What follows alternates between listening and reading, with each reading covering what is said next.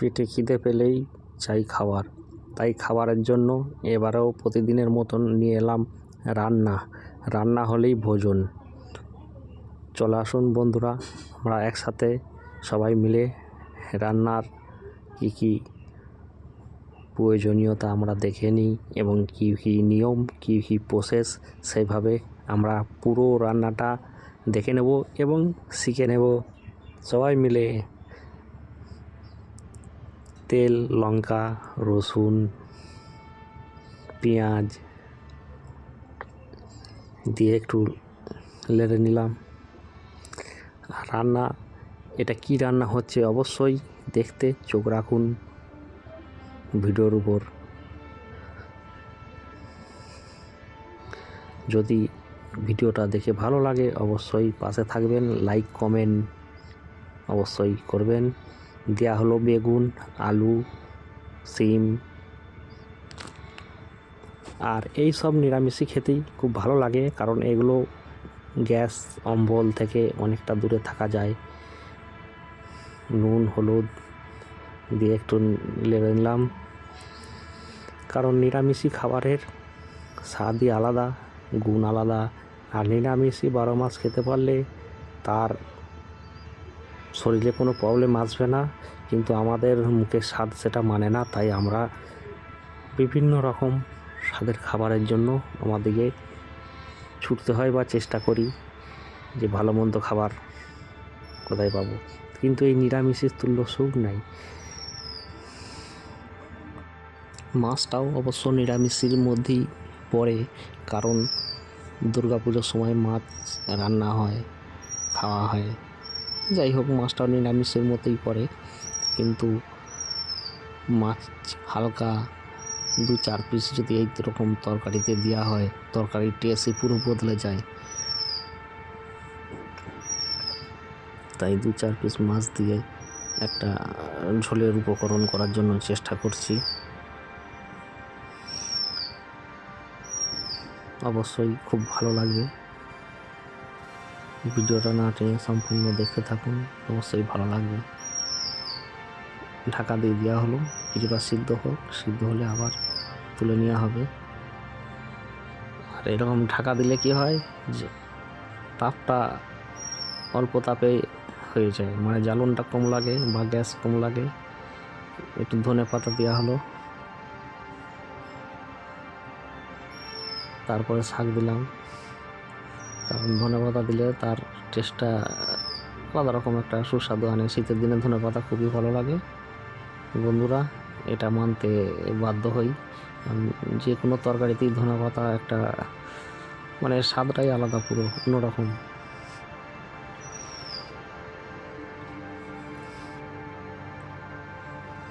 খুব সুন্দরভাবে পাইল করে নিলে জিনিসটা খুব ভালো হয়।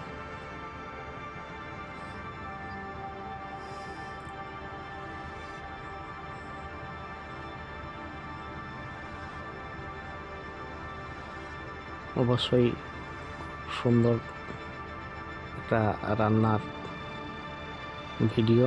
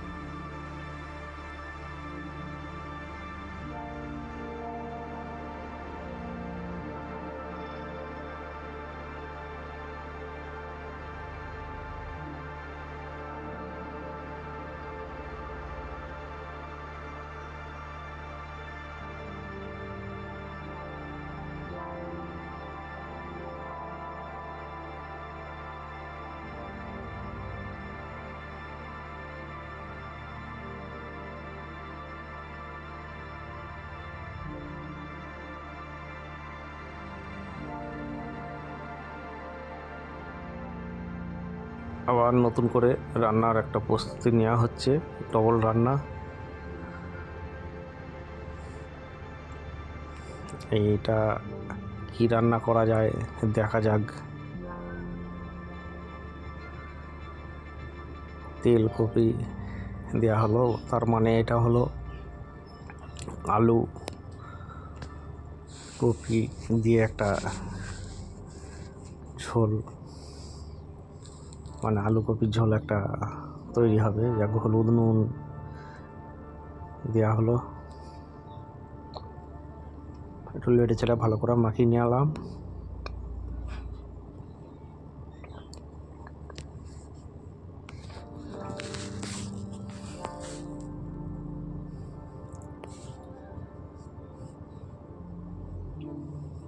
আর শীতকাল মানেই ফুলকপি, ধনে পাতা, মানে শীতের সবজি খুব ভালো লাগে।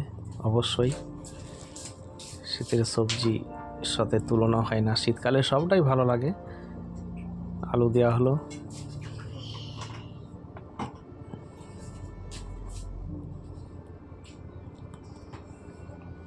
দেখতে থাকুন রান্নার প্রসেস, নিয়ম, উপকরণ।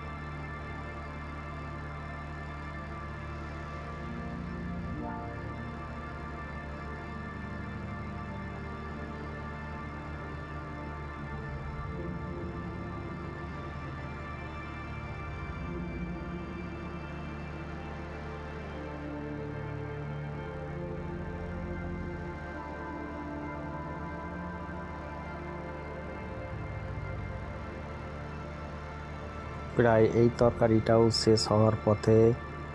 রান্না সম্পূর্ণ সাকসেসফুল। সবাইকে নিমন্ত্রণ রইল আমাদের এই রান্না ভোজের জন্য। সবাই ভালো থাকবেন, সুস্থ থাকবেন সর্বদাই। ধন্যবাদ।